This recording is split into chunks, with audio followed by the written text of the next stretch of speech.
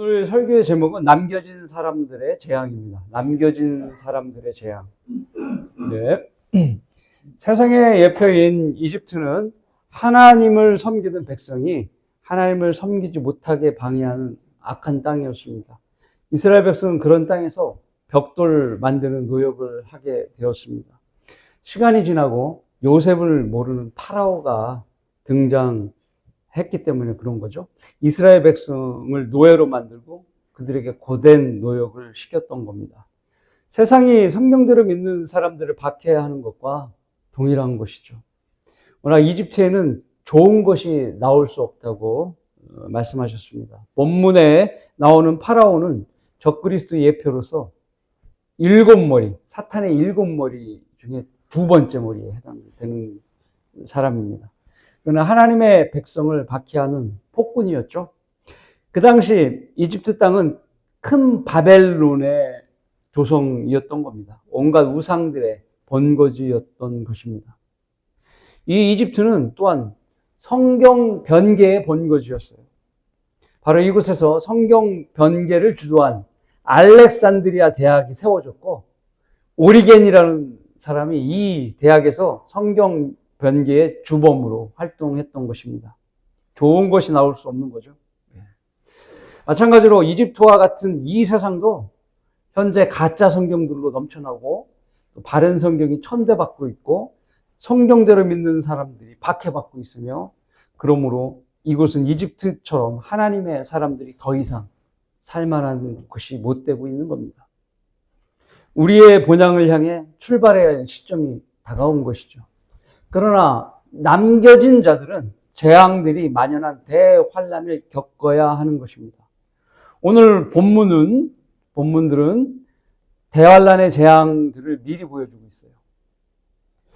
하나님의 백성인 이스라엘을 노예 신분으로 묶어두려는 파라오에게 내려진 10가지 재앙들이 오늘 설정한 장들에 있는 겁니다. 간략하게 첫 번째는 오늘 본문 2구절 읽었는데요. 물을 피로 변하는 재앙이었죠. 두 번째는 개구리가 이집트 땅에 올라오는 재앙이고, 세 번째, 네 번째, 다섯 번째는 이 설교에는 거론하지 않겠지만, 세 번째는 이가 짐승에게 생기는 재앙이에요. 그리고 네 번째는 파리떼의 재앙. 그리고 다섯 번째는 가축의 전염병이 생기는 것. 여섯 번째는 가축의 물집이 생기는 재앙. 일곱 번째는 우박이 내리는 재앙. 여덟 번째는 메뚜기 떼의 재앙이고요. 아홉 번째는 3일 동안 어둠이 내리는 재앙입니다. 열 번째, 마지막으로 첫 태생의 재앙, 큰 아들을 죽이는 재앙인 것이죠. 이 10번째 재앙도 역시 네 번째, 다섯 번째, 세 번째, 이거와 같이 거론은 하지 않습니다. 오늘 설교에는. 이제부터 하나님의 말씀을 거부한 사람이 겪는 고통들은 심각합니다. 라는 주제로 파라오의 심판을 통해 미래 대환란의 심판까지 알아보는 시간을 가져보겠습니다. 이렇게 바라봤더니요, 대환란이, 출애굽기를 바라봤더니 대환란의 심판이 보이는 거예요. 그런 관점으로 오늘 설교를 하겠습니다. 자, 하나님의 말씀을 거부한 사람이 겪는 고통은 심각합니다. 첫 번째, 물이 피로 변하는 재앙을 당합니다. 오늘 읽었던, 지금 현재 읽었던 본문을 제가 다시 읽겠습니다. 모세와 아론이 주께 명령하신 대로 그렇게 행하여 아론이 파라오와 그 신하들의 목전에 막대기를 들어올려 강에 있는 물을 치니 강에 있는 물이 다 피로 변하다. 강이 피로 변한 거예요. 21장. 그리고 강에 있는 물고기들이 죽고 강에서 악취가 나니 이집트인들이 그 강물을 마실 수 없게 되니라. 이집트 땅 전역에 피가 되더라. 어느 블로그 같은 거나 어떤 사이트에 보면은 강물이 빨갛게 변해졌다고, 이제 때가 다 됐다고 이런 사람들이 있어요. 네. 지금 아직 그때는 아니죠. 네. 대환란이 아직 시작 안 됐는데. 자, 출애굽 시대에 실질적으로 그렇게 변했기 때문에 사람들이 그걸 모델로 이야기하는 거예요. 자, 첫째 재앙이 물이 피로 변하는 재앙이었어요. 하나님께서 어느 시대에나 피를 마시는 걸 금지시켰어요. 율법 이전이나 율법 시대나 율법 이후 시대나 피를 마시는 건 금하신 거예요. 그러므로 마시는 사람도 없을 뿐만 아니라 여러분 한 대접 준다고 마실 수 있어요? 역겨워서 못 마시는 겁니다. 우선 모든 이집트인들은 마실 때나 씻을 때, 농사 짓을 때나 장사할 때나 고기 잡을 때나 어디에 의존했냐? 나일강에 의존했던 겁니다. 이집트는 나일강 없으면은 안 되는 땅이에요. 나일강 중심으로 도시가 형성이 된 것이죠. 그래서 물이 피로 변하는 일이 왜 일어났는지 그들은 이집트 사람들 궁금했어요. 이집트 사람들은 그래서 알아봤더니 모세와 아론 때문에 그렇게 됐다는 것을 소문을 들어서 알게 됐죠. 이 재앙은 대환란에서도 동일하게 발생하게 됩니다.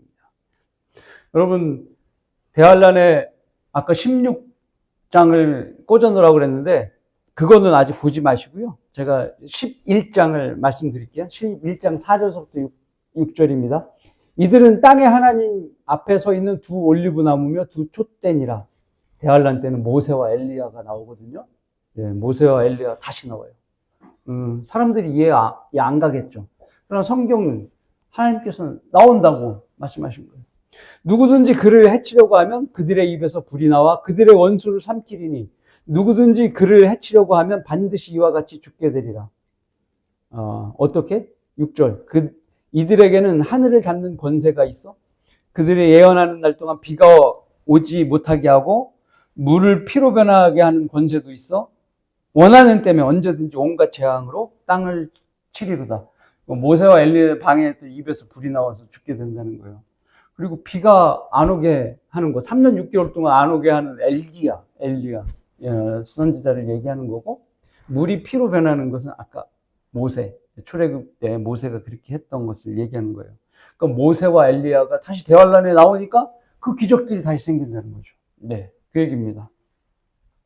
자, 우리는 16장, 우리 아까 꽂았죠? 줄로 16장을 보시겠습니다. 16장 3절에서 6절에 일곱 호리병의 심판에서 둘째, 셋째 천사가 하는 일에 대해서 언급하고 있습니다. 자, 요한계시록 16장 3절부터 보겠습니다. 둘째 천사가 자기 호리병을 바다에 쏟으니 바다가 죽은 자의 피같이 되어 모두 살아있는 혼들이 바다에서 죽더라. 자, 둘째 천사의 심판인데요. 바다에 쏟았더니 피같이 됐어요, 바다가. 죽은 자의 피같이. 여기 혼들이라고 그랬는데 동물이나 사람이나 다 함께 포함한 생명체를 얘기하는 거예요. 네. 바다에 물고기도 살고 고래도 살고 그러잖아. 혼들에 포함되어 있는 거예요, 지금. 4절. 셋째 천사가 자기 호리병을 강들과 물의 원천에 쏟으니 그것들이 피가 되더라. 물의 원천은 강의 수원지 있죠? 수원지에다 쏟으니까 강물도 다 피로 변했다는 겁니다. 이렇게 되면 여러분 생각해요. 아파트 물탱크 지금은 사라진 데도 있지만 피로 가득 차게 되는 것이죠. 샤워하려고 물을 틀면 피가 쏟아지는 거예요. 씻을 수가 없는 거예요. 마실 물도, 생수통에 담긴 물도 다 피로 바뀌는 겁니다.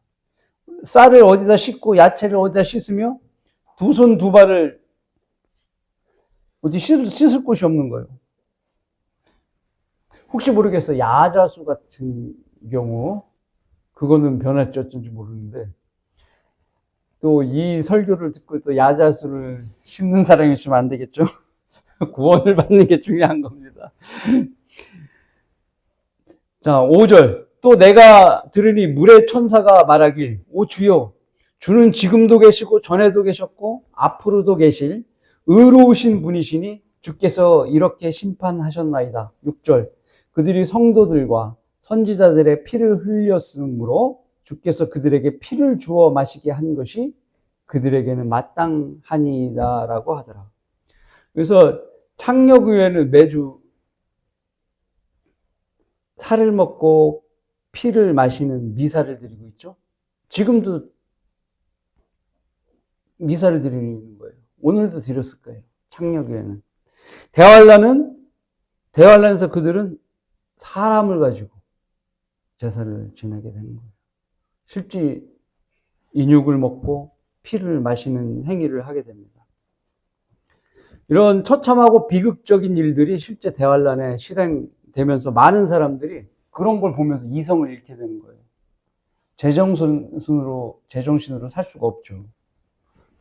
그렇게 되는 거예요. 그런데 대환란에 남겨진다는 건 얼마나 불행한 일이겠습니까? 그렇죠? 대환란의 상황이 눈에 보이시죠? 두 번째, 하나님의 말씀을 거부한 사람이 겪는 고통은 심각합니다. 두 번째, 개구리의 재앙을 당하게 됩니다. 이제 출애굽기 아까 7장이었지만 이제 8장 5절과 6절입니다. 8장 아까 줄로 꽂아 놓으셨죠? 출애굽기도 8장 5절과 6절이에요. 자, 읽겠습니다. 주께서 모세에게 이르시길 아론에게 말하길 막대기를 잡은 네 손을 시내들과 강들과 연못들 위에 뻗쳐서 개구리들로 이집트 땅에 올라오게 하라 할지니라 하시더라. 아론이 자기 손을 이집트 물들 위에 뻗치니 개구리들이 올라와서 이집트 땅을 덮더라. 이제 개구리가 올라왔어요. 물을 피로 변하는 기적에도 파라오의 마음은 완악했어요. 이스라엘 백성을 보내주지 않았어요. 우리는 하나님의 백성이기 때문에요. 우리는 가나안 땅에 가서 하나님을 섬겨야 됩니다. 우리를 가게 해주십시오. 했는데 막대기를 쳐서 뱀으로 변하게 해갖고 했는데 말을 안 들었죠. 물로 피를 변하게 했는데도 말을 안 들었죠. 완악한 거예요. 그래서 개구리가 나오게 했는데도 이제 개구리가 나오게 된 것입니다. 자, 그래서 이번엔 그렇게 나왔는데 궁전에도 개구리가 너무 많은 거예요. 궁전에도 막 깔려 있는 거예요. 왕 파라오 궁전에도. 모세가 그 앞에서 이렇게 했는데 발 디딜 틈이 없는 거예요. 디디니까 개구리가 찍 하고 밟히는 거예요. 일로 가도 찍, 저리 가도 찍. 그래서 밟힌 개구리는 부패하게 되죠. 냄새가 나는 거예요. 이집트 땅에 냄새가 퍼진 거예요. 그리고 집에는 어때요? 침실에도 올라가고 목욕탕에도 올라가고 애들 방 개구리가 막 있는 거예요. 엄마로서 신경질 나겠죠. 사람들이 도저히 이제 못 살겠어. 신경질 부리는 겁니다. 이 정도인 거예요. 매미 소리는 저리 가라 할 정도로 시끄러운 거예요. 얼마 전에 원창리 했더니 오리를 키우는 줄 알았어요. 그래서 딱 봤더니 논에 황소개구리가 오리 울듯이 울더라고요. 그래서 엄청나구나 라는 걸 느꼈는데 개구리가 그렇게 어마어마한 숫자니까 울어대니까 정신이 없겠죠, 사람들. 그렇죠. 네. 우리 여름에 매미 울어도 정신이 없잖아요. 한두 마리도 아니고 엄청난 숫자가 그렇게 온 겁니다. 이 개구리 재앙이 대환란 때도 똑같이 벌어지는 겁니다. 그러면 실제 개구리가 나오는 것이냐? 요한계시록 16장을 한번 보시겠습니다. 16장. 줄로 해놓으셨죠? 13절, 14절 보시겠습니다. 또 내가 보니 개구리 같은 더러운 새 영이 용의 입과 짐승의 입과 거짓 선지자의 입에서 나오는데 사탄의 삼위일체라고 하죠. 아버지 하나님 그리고 예수 그리스도 그다음에 성령 하나님 이렇게처럼 사탄도 용, 짐승, 적그리스도의 짐승은 거짓 선지자 이게 삼위일체인데 이 세 존재들의 입에서요 막 마귀의 영, 개구리 영이 막 튕겨 나오는 거예요. 개구리 같은 영들이. 4절 그들은 기적들을 행하는 마귀의 영들이라 그 영들은 이 땅과 온 세상의 왕들에게서 가서 전능하신 하나님의 위대한 날의 전쟁을 위해 그 왕들을 모으더라 라고 했습니다. 자, 이 마귀의 영들은 첫 번째 기적을 행하게 합니다. 마치 파라오 측근의 마법사들이 해낸 것처럼 그 영들이 그렇게 하게 하는 거예요. 대환란에도 정말 진짜 유튜브 보면 장풍 날리면 막 쓰러지는 거. 그럼 지금은 가짜지만 그때는 막 진짜로 쓰러지는 일이 생기는 거예요, 사람들이. 그런 기적 같은 일들이 미혹하기 위해서 그렇게 일을 벌어지게 되는 겁니다. 사람들이 믿죠. 믿게 되는 거예요. 두 번째, 세상의 왕들을 충동질하는 거예요. 우리 미카 선지자가 하나님과 영들에게 대화를 나눴을 때 그 누가 아합을 속일 거냐? 제가 가서 속이겠습니다. 예, 그 더러운 영이 가서 속이는 거예요. 마찬가지로 그 왕들을 속여서 아마게돈 전쟁에 연합군으로 올 수 있도록 모으는 일을 하게 되는 겁니다. 여러분 개구리 아시죠? 개구리는 파충류인데도 특별히 이름을 줘서 양서류라고 얘기해요. 그것만 딱 띄워넣어서. 그죠? 특히 개구리는 물속에서 알을 까요. 크면 올챙이가 돼요. 올챙이 모습 보셨어요? 사탄 모습이잖아요. 머리 이만하고 꼬리 쭉 달리고, 그죠? 그 모양이 마치 용처럼 헤엄치고 다니는 거예요. 그리고 더 크면 꼬리가 사라지면 용의 발처럼 나오죠. 다리가 그렇게 생긴 거예요. 그러한 더러운 개구리 같은 영들이 용의 입, 짐승의 입, 거짓 선지자의 입에서 쏟아져 나오는 겁니다. 지금 생각해 보세요. 지금도 춘천에는 물 많다고 그래서 더러운 용 많다고 그래서 이렇게 정신 나간 사람, 마귀 들린 사람 많잖아요. 그런데도 이런 데도 많은데도 이때는 더 많이 엄청 나오는 거예요. 쏟아져 나오니까 사람들한테 또 들어갈 거 아닙니까? 제정신이 아닌 사람이 엄청 많은 거예요. 대환란 때 엄청난 미혹과 마귀 들린 사람들이 넘쳐나는 겁니다. 여기서도 찍, 저기서도 찍, 그런 현상이 나타나는 거예요. 마귀 들린 사람들이 넘쳐나서 좀비처럼 비척거리고 거리를 활보하는 시대가 오는 거예요. 옆집도 앞집에도 슈퍼 가는 길에도 마귀 들린 사람을 흔하게 볼 수 있는 겁니다. 그런 대환란에 넘겨진다는 건 참으로 비참한 일이 아니겠습니까? 그렇죠? 하나님의 말씀을 거부하는 사람이 겪는 고통들은 심각합니다. 세 번째, 종기, 헌대가 생기는 재앙을 당합니다. 우리 출애굽기 9장 8절서부터 10절까지 보시겠습니다. 자, 9장 8절. 주께서 모세와 아론에게 말씀하시길 너희는 가마의 재, 이 가마라는 것은 그릇을 굽는 가마 아시죠? 항아리 굽는 가마, 불가마 얘기하는 거죠. 가마의 재를 두 움큼 쥐고 모세는 파라오 앞에서 하늘을 향해 그것을 뿌리라. 그것이 이집트 온 땅에 작은 티끌이 되어서 이집트 온 땅에 걸쳐 사람과 짐승 위에 물집이 생기는 종기가 되리라 하시더라. 이것을 헌대라고 하고 문둥병의 일종인 겁니다. 이집트 질병이라고 하는데요. 그것을 신명기 28장 27절에 이집트 질병이라고 얘기합니다. 이것을. 10절. 그들이 가마의 재를 가지고 파라오 앞에 서고 모세가 하늘을 향해 뿌리니 그것이 사람과 짐승 위에 물집이 생기는 종기가 되더라.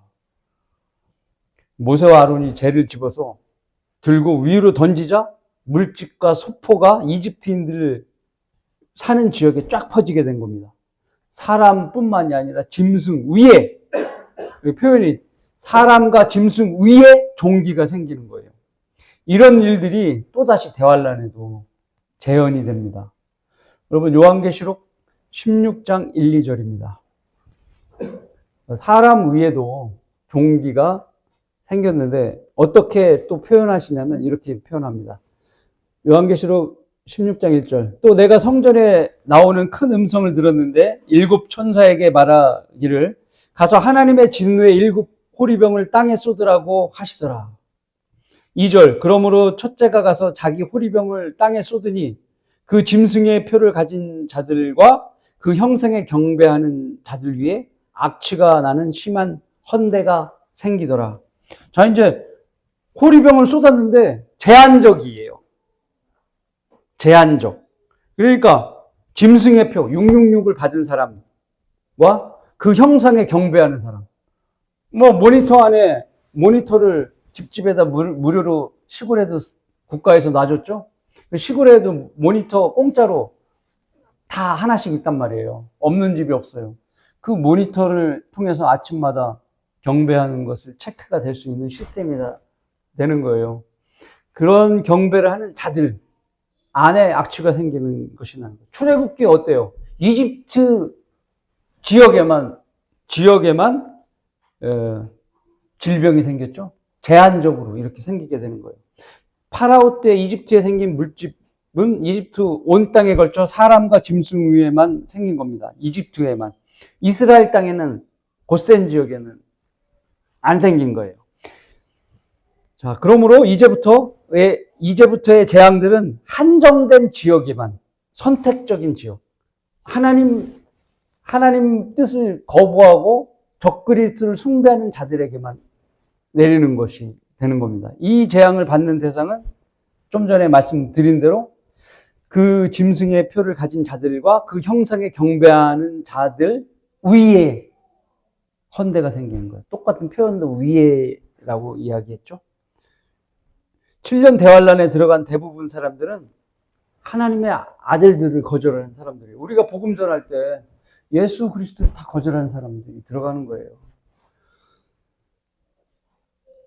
조롱하고 비웃고, 어제도 막 심하게 구긴 걸 가지고 펴갖고 와갖고 내 앞에 흔들으면서 조롱을 하고 고등학생들이 그러더라고요. 들어가는 거예요. 이런 자들이 대안에 들어가서 하는 짓이 무엇냐면 자기들 먹을 거를 위해서 생필품을 구하기 위해 독재자 적그리스도의 표를 받고 그의 형상에 절하는 추잡한 짓을 하게 되는 겁니다. 그렇게 우리에게 자존심을 세웠던 자들이 먹는 것에 자기 자존심을 다 내버리는 거죠. 속된 자들이죠. 돈 몇 푼의 자존심을 팔고 하나님의 사랑을 거절하는 그런 인간 말종인 겁니다. 하나님께서는 이 날을 위해 오래 참고 계셨던 겁니다. 그래서 첫째 천사가 나아가서 호리병의 진노를 천사가 지구에다 쏟는 거예요. 그들을 향해서. 그러면 마치 모세와 아론이 하늘에서 재를 뿌리듯이 재앙이 뿌려지는 겁니다. 짐승의 표를 가진 자들과 그 형상에 경배한 자들 위에 악취가 나는 헌대가 생기는데요. 특정 대상이죠. 거기에 생기게 되는 겁니다. 그들은 특징이 뭐냐? 손이나 이마에 검은 점을 받았어요. 짐승의 표 검은 점을 받았기 때문에 하나님께서 그들에게 문둥병의 흰 점을 주게 되는 것입니다. 그래서 이집트는 북아프리카죠. 그 북아프리카의 질병은 북아프리카에 사는 표범의 모양대로 나타나는 거예요. 표범은 어떻습니까? 흰 점이 있죠. 문둥병인 겁니다. 문둥병에 대해서 레위기에서 13절에서 5구절을 있는데 제가 읽어드리니까 들어보세요. 어떤 사람이 자기 피부에 부스럼이나 딱지가 생기거나 반점이 생겨서 그 피부가 문둥병 같이 되면 그를 제사장 아론이나 제사장들인 그의 아들들 중에 하나로 데려갈 것이요. 만일 피부에 반점이 하얗고 눈으로 보기에 피부보다 깊지 않고 거기에 있는 털도 하얗게 되지 않았으면 제사장은 그 질환을 가진 자를 7일 동안 가두어 둘 것이요. 그 종기에 흰 부스럼이 있거나 희고 약간 붉은스러운 반점이 생기면 제사장에게 보일 것이요. 이게 문둥병은 이렇게 흰 것이라는 구절을만 찾아서 읽어드리는 거예요. 그러나 살갗을 붉게 데였는데 데인 살에 흰 반점, 즉 약간 붉은스러움하거나 하얀 반점이 생기면 문둥병이라는 거죠. 그리고 만일 그 반점이 그 자리에 그대로 있고 피부에 번지지 않고 약간 거무스름하면, 이제 흰색이 거무스름하면 어떻게 되느냐? 그것은 화상에 의한 부스럼이니 문둥병 아니라는 거예요. 제사장은 그를 깨끗하다고 선언할지니 그것은 화상의 염증이라. 문둥병은 흰색 점이라는 것을 레위기에서도 말씀하고 있는 겁니다. 문둥병에 대해서 구약의 두 인물을 우리가 알 수 있는데요. 시리아 장군 나아만이죠. 나아만이 문둥병 고치기 위해서 이제 이스라엘 땅에 오는데 엘리사가 이제 만나주죠. 엘리사를 찾아온 나아만은 엘리사가 요단강에서 7번 씻으면 낫는다고 그러는데 삐져갖고 자기도 요단강보다 더 큰 게 시리아에 있는데 왜 요단강에서 물 씻느냐, 나를 만져서 고쳐주진 않고 쓴뿌리가 있었던 거예요. 그러니까 자기 종 여종, 이스라엘의 여종이 아니 뭐 달래는 것도 아니고 뭐 하라는 것도 아니고 그냥 씻으라고 그랬는데 시킨 대로 하시면 됩니다. 그래 씻고 난 거지 않습니까? 그렇죠. 그리고 또 모세 누이 미리암도 있어요. 모세가 이 에티오피아 여인이 자기 부인으로 삼았다고 그것을 이제 비난을 했어요, 미리암이. 그래서 문둥병이 생기니까 하나님께서 이제 모세가 간절히 기도하니까 그래도 부끄러움을 당해야 되지 않냐고 성읍 밖에 7일간 머물게 했었죠. 그래서 문둥병이 나은 거죠. 자, 공통점은 뭐예요? 7번 씻으라고 하는 것과 7일 동안 있으라고. 7이죠. 7은 뭐를 뜻해요? 대환란. 7년 대환란을 뜻하는 거예요. 7년 대환란의 대표적인 질병이 문둥병이에요. 자, 문둥병이 대표적인 나라가 이집트 질병이라고 말씀드렸죠. 또 이집트 질병이지만 대환란 질병이 문둥병이 되는 것입니다. 대표적인 질병이 되는 거죠. 흔해 빠진 거예요. 흔해.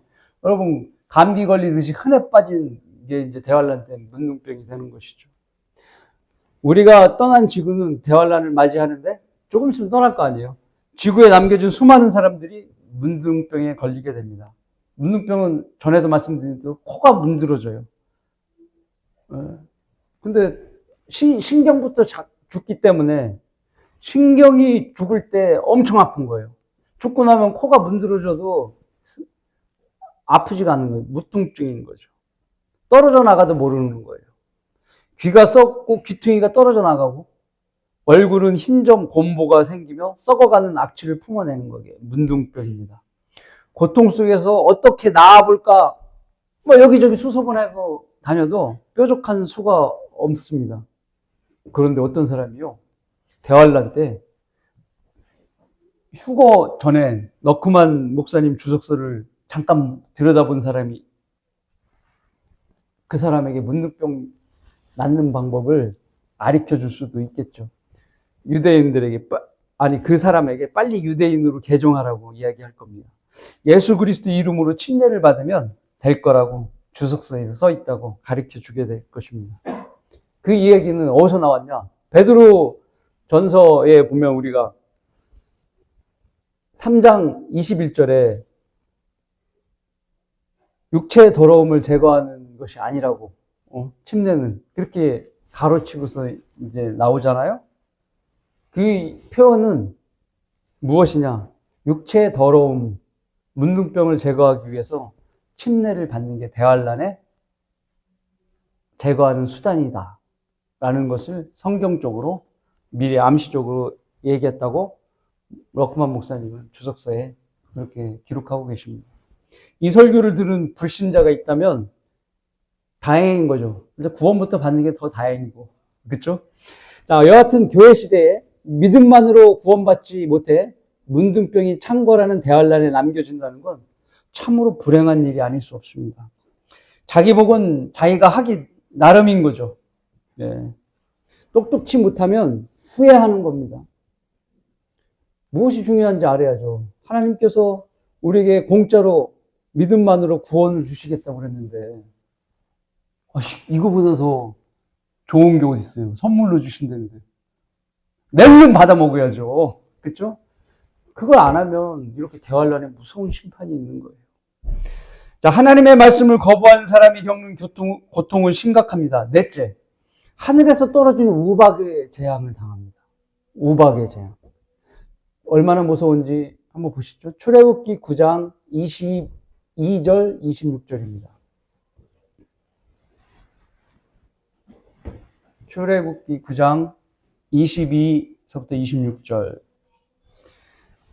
자, 주께서 모세에게 말씀하시길 너는 하늘을 향하여 손을 뻗쳐 이집트 전역에 우박을 내리게 하고 이집트 전역에 걸쳐 사람과 짐승들과 들의 모든 채소 위에 내리게 하라 하시더라. 모세가 하늘을 향해 그 막대기를 뻗치니 주께서 천둥과 우박을 보내시고 불이 땅 위로 달리더라. 불이 땅 위로 달리는 거 보셨어요? 화재가 났을 때, 산에 불이 났을 때 바람을 쫙 하면 불이 쫙 달려요. 그때는 바람 불어서가 아니라 하늘에서 그 불이 떨어지니까 그 떨어지면서 쫙 달려가는 모습. 쫙 그렇게 보이는 것이죠. 주께서 이집트 땅에 우박을 내리시더라. 24절. 그러므로 우박이 내리는데 매우 심한 불이 우박과 섞여 내리더라. 이집트가 나라가 된 이래로 이집트 온 땅에 그와 같이 든 것은 한 번도 없었더라. 우박이 이집트 온 땅에 걸쳐 사람이나 짐승들이나 들에 있는 모든 것을 쳤으며 우박이 들에 있는 모든 채소를 치며 들에 있는 모든 나무를 꺾었으나 이스라엘 자손들이 살고 있는 고센 땅에는 우박이 전혀 내리지 않았더라. 이젠 재앙은 하늘에서 직접 떨어집니다. 땅에서 있는 게 이제 하늘에서 떨어진 심판이 시작되는 거예요. 드디어 사람도 죽게 돼요. 천둥 소리와 함께 하늘에서 내리는 것은 우박과 매우 심한 불이 떨어지게 되는 겁니다. 물론 이집트인들이 사는 지역에만 한정적으로 떨어진 것입니다. 이 재앙은 대환란에서도 이어지는데요. 계시록 8장 7절에는 이렇게 말씀합니다. 첫째 천사가 나팔을 부니 피가 섞인 우박과 불이 따르더라. 그들이 땅에 쏟아지니 나무의 3분의 1이 타버리고 모든 푸른 풀도 타버리더라. 8장 7절인데요. 16장에도 조금 있으면 갈 겁니다. 자, 우박에 피가 섞인 거예요. 붉은 빛의 우박이죠. 생각해 보세요. 우박은 워낙 투명한 흰색이죠. 투명한 흰색인데 피가 섞였으니까 붉은 빛이 무서운 거죠. 그죠? 우박 자체가 무서운 거예요. 피가 섞인 붉은색이 떨어지니까 불같이 생긴 거죠. 그리고 옆으로 또 불이 떨어지는 거예요. 이집트 때처럼 땅에서 달리듯이 떨어지는 거죠. 땅에 나무와 풀을 태우는 겁니다. 여기저기 불이 나요. 집도 타고, 소 키우는 축사도 타고, 양계장도 타고, 그리고 누구 하나 불을 끌 수 있는 사람이 없는 거예요. 떨어지니까 한두 군데 해야지 불을 끄죠. 그렇죠? 지속적으로 떨어지니까 또 우박이 떨어지니까 머리가 깨질까봐 밖으로 나갈 수도 없죠. 떨어지는 불도 멈추지 않기 때문에 나갈 수가 없는 거예요. 집은 거의 폐허 수준이 되는 겁니다. 이제 계시록 16장 17절서부터 21절에 보시면요. 자세히 나옵니다. 이제 자세히 나와요. 그럼 우박이 어떻게 떨어지는지 자세히 나옵니다. 17절. 7천사가 16장 17절 7천사가 자기 호리병을 공중에 쏘더니 하늘의 성전에서 큰 음성이 보좌로부터 나와 말하길 다 이루었다고 하니 음성들과 천둥들과 번개들이 있었고 또 큰 지진이 일어났는데 그 지진이 너무도 엄청나서 사람이 땅에 거주한 이래로 그처럼 강력하고 큰 지진은 일찍이 없었더라. 강도 7, 8, 9 이거 아니에요. 10은 좋게 넘는 거예요. 또 19절 또 그 큰 도성이 세 부분으로 갈라지고 민족들의 성읍들도 붕괴되고 큰 바벨론이 하나님 앞에 기억되었으니 이는 그녀에게 그분의 맹렬한 진노의 포도주 잔을 주기 위함이니라. 20절 그러자 모든 섬이 사라지고 산들도 보이지 아니하더라. 섬도 사라지고 산들도 안 보일 정도의 어마어마한 거죠. 그죠? 엄청난 지진이죠. 다음 지도가 바뀌는 거 확. 지도 자체가 다 바뀌어버리는 거예요. 21절. 또 무게가 각기 한 달란트의 무게는요, 3.8kg 정도. 볼링공 8파운드 무게. 야리야리한 여성이 굴리는 볼링공이 8파운드 정도 돼요. 청소년, 중학생들 정도가 드는 이게 8파운드 정도 돼요. 그런 한 달란트가 되는 큰 우박이 하늘로부터 사람들 위에 떨어졌는데 사람들은 그 우박의 재앙 때문에 하나님을 모독하니 이는 그 재앙이 심히 크기 때문이라. 이날의 재앙은 정말 심각하게 그지없는 겁니다. 아까 말씀드린 크기가 3.8kg, 8파운드 볼링공 무게의 우박이 떨어지는 겁니다. 머리 맞으면 깨지죠. 즉사입니다. 재앙이 심히 커서 그들이 하나님을 모독하게 된다고 합니다. 사람들이 수없이 죽으니까요. 모독하게 되는 거예요. 세상에 나만 아는 게 거의 없는 거예요. 인간이 만든 모든 구조물들, 집도, 지붕도 깨지죠. 콘크리트도 금이 가죠. 그거 맞으면. 모조리 그냥 폭탄 맞은 것처럼 부서지고 찌그러지고 그러는 겁니다. 우박이 떨어질 때 중력 가속도 아시죠? 하늘에서 3.8kg가 꼭대에서 중력 가속도를 받아서 땅에 떨어지면 어마어마한 거예요. 상상 초월하는 폭탄급 파괴력을 가진 겁니다. 이 재앙을 당해 생존한다는 것이 기적인 거죠. 살았다고 해도 최하 반신불수가 되는 겁니다. 그러므로 교회 시대에 구원받지 못해 남는다는 건 가련한 인생인 거죠. 대환란에 호되게 고생하는 겁니다. 하나님의 말씀을 거부한 사람이 겪는 고통은 심각합니다. 5번째, 메뚜기 재앙이 따릅니다. 메뚜기 재앙. 출애굽기 10장 12절부터 15절입니다. 출애굽기 10장 12절부터 15절. 배울 때 확실히 배워야 돼요. 예. 그래서 정확하게 이제 재앙에 대해서 확실히 이는 겁니다. 12절. 이에 주께서 모세에게 말씀하시길 네 손을 이집트 땅 위에 뻗쳐 메뚜기들로 이집트 땅 위로 올라와서 우박이 남겨놓은 모든 것 곧 그 땅의 모든 채소를 먹게 하라 하시더라. 13절. 모세가 이집트 땅 위에 그 막대기를 앞으로 뻗치니 주께서 그 땅 위에 온 낮과 온 밤 동안 동풍을 일으키셨으며 아침이 되자 동풍이 메뚜기들을 몰고 왔더라. 14절. 메뚜기들이 이집트 땅 전역에서 올라와서 이집트 땅 전 지경 내에 내리니 그것들이 매우 심하더라.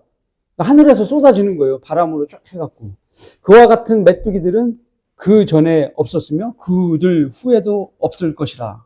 15절. 메뚜기들이 온 지면을 덮으니 땅이 어두워지고 우박이 남긴 그 땅의 모든 채소와 나무에 달린 모든 열매들을 먹었으니 이집트 땅 전역에 걸쳐 나무나 들의 채소들 중에 푸른 것은 전혀 남아있지 않더라. 생각을 해보세요. 우박도 떨어지고 불도 떨어지고 타고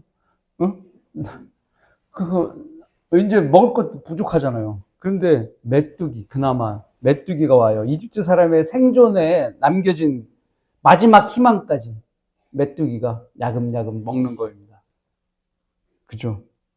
야속하죠. 근데 메뚜기 떼가 얼마나 엄청났냐면 그와 같은 메뚜기들은 그 전에 없었으며 그 후에도 없을 것이라고 말하고 있습니다.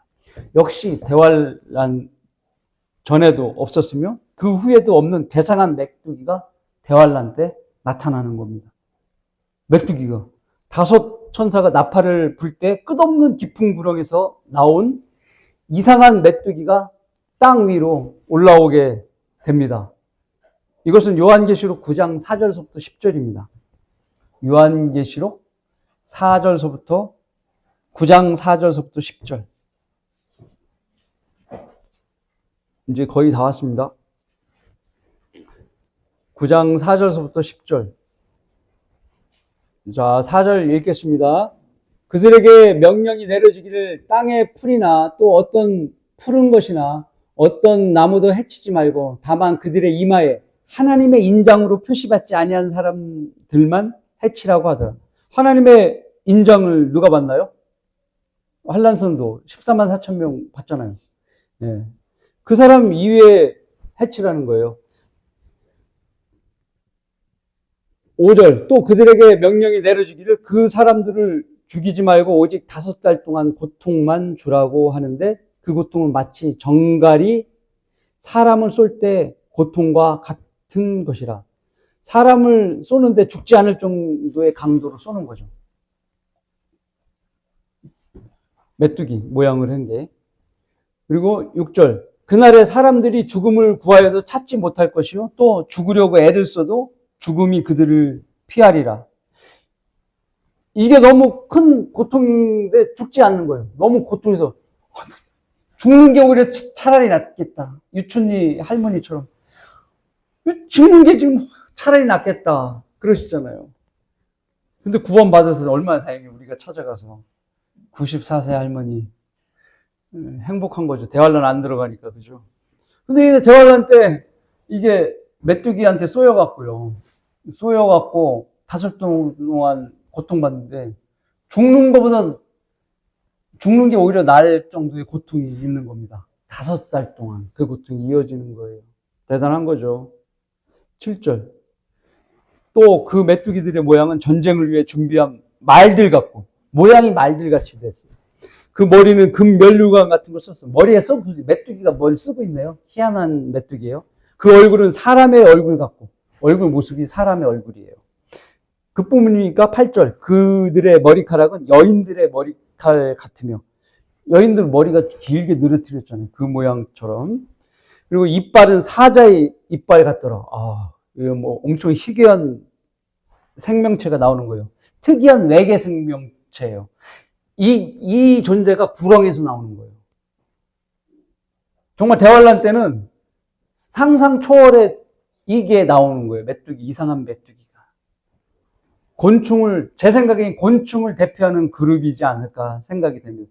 네, 그런 의심이 갑니다. 9절. 그들의 흉배는 철흉배 같고, 가슴에는 이렇게 갑옷처럼 입었는데 흉배를 댄 거예요. 근데 단단한 철흉배를 댔고, 날개 소리는 전쟁터에 날아가는 많은 말들이 끄는 병거 소리와 같더라. 제도권 교회 사람들은 이걸 어떻게 해석했는지 아세요? 아파치 헬기로 얘기해요. 아파치 헬기가 비슷하지 않느냐? 아니에요. 그건 영적인 해석이고, 이건 실질적으로. 이렇게 이 모양의 회개한, 곤충이 나타나는 거예요. 10절. 그들에겐 정갈과 같은 꼬리가 있고, 그 꼬리에는 쏘는 침이 있으며 5달 동안이나 사람들을 해치게 하는 권세가 있더라. 사이즈가 메뚜기보다 약간 큰 사이즈의 그 모양으로 날아다니는 거예요. 저기 쏘러 가는 거예요. 도망가야겠죠. 그러면 그런 일이 벌어지는 거예요. 대환란에 환란 성도를 제어하고 이런 희귀한 존재에게 쏘이는 고통을 당하는 것, 비참한 거죠. 집에 창을 막 2중, 3중으로 막아야 돼요. 걔가 못 들어오게. 그리고 막 어떻게 자동 소총 같은 것도 구매해야 되는 거예요. 산탄총 같은 거. 들어오면 쏴서 맞춰야지 내가 안 다치니까요. 그리고 사격 연습도 해야 되는 거죠. 그렇지 않으면 침에 쏘이고 마는 겁니다. 어마어마한 시대인 거예요. 대환란에 남겨진 자는 공포 영화를 현실에서 체험하는 행운을 얻게 되는 거예요. 행운을. 이게 행운입니까? 자, 하나님의 말씀을 거부한 사람이 겪는 고통은 심각합니다. 마지막 어둠의 재앙이 따릅니다. 출애굽기 어둠의 재앙입니다. 10장 21, 23입니다. 출애굽기 10장 21, 23. 10장 21절.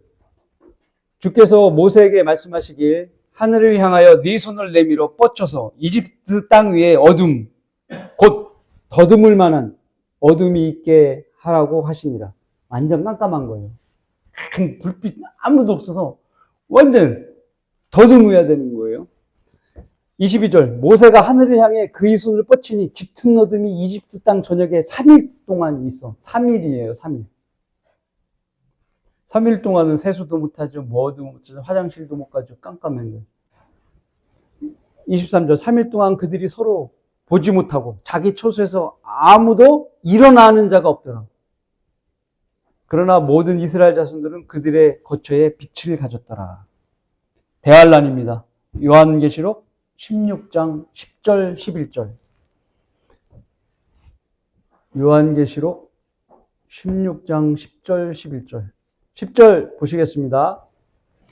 다섯째 천사가 자기 호리병을 짐승의 자리에 쏟으니 그의 왕국이 흑암에 쌓이며 그들이 고통으로 인하여 자기 혀를 깨물고 있습니다. 11절. 자신들의 고통과 헌대로 인하여 하늘에 계신 하나님을 모독하되 자기들의 행위는 회개치 아니하더라. 자, 적그리스도의 왕국이 흑암에 쌓이게 되는 겁니다. 메뚜기와 같은 이상한 곤충에도 쏘였죠. 몸에는 문둥병으로 죽지 못해 사는데 이제는 눈앞이 캄캄한 흑암이 찾아온 겁니다. 1달란트 크기의 우박과 불이 떨어지는 땅에 국가가 세운 전기시설은 완전히 파괴된 상태입니다. 생존자들은 오직 태양에만 의존하고 살고 있는데 그나마 태양과 달과 빛마저도 하나님께서 완전히 가리는 흑암이 찾아온 것입니다. 사는 것 자체가 부끄럽게 느껴지고 비참할 따름인 것이죠. 흉가에 앉아있는 모습이 상거지가 따로 없는 한 문둥병자를 한번 생각해 보십시오. 그것이 대환란의 생존자의 모습인 겁니다. 이것이 갈보리 십자가의 사랑을 거절한 자의 참상인 것입니다. 결론을 맺습니다. 주님은 이렇게 말씀하셨습니다. 이는 그때 대환란이 있으리니 그와 같은 것은 세상이 시작된 이후 지금까지 없었으며 또 결코 없었을 것이기 때문이라. 마태복음 24장 21절 말씀입니다. 누구도 대환란에서 살아남는다는 건 기적이에요. 이거 기적인 겁니다. 또한 그냥 죽으면 구원받지 끝까지 견디지 못해서 그냥 죽으면 지옥에 가는 거예요. 여러분은 다 구원받았지만 구원받지 않은 유튜브 시청자를 위해서 이제부터 그 사람을 위해서 말씀드립니다. 만시지탄 하지 말고 늦기 전에 구원받아야 합니다. 주를 영접해야 되는 거예요. 하나님이신 예수 그리스도께서 당신의 모든 죄를 위해서 갈보리 십자가 위에서 피로 죄값을 대신하시고 죽으셨다 부활하셨습니다. 당신이 순수한 마음으로 나를 위해서 피 흘려주신 것을 감사하다고 믿고 부활하신 예수님을 내 안에 받아들이면 되는 거예요. 이렇게 하면 대환란 안 들어가는 거예요. 구원받고 휴거되는 거예요. 지옥 안 가는 거예요. 죽어도. 자, 구원받기 원하신다면 저를 따라서 소리내어 기도하십시오.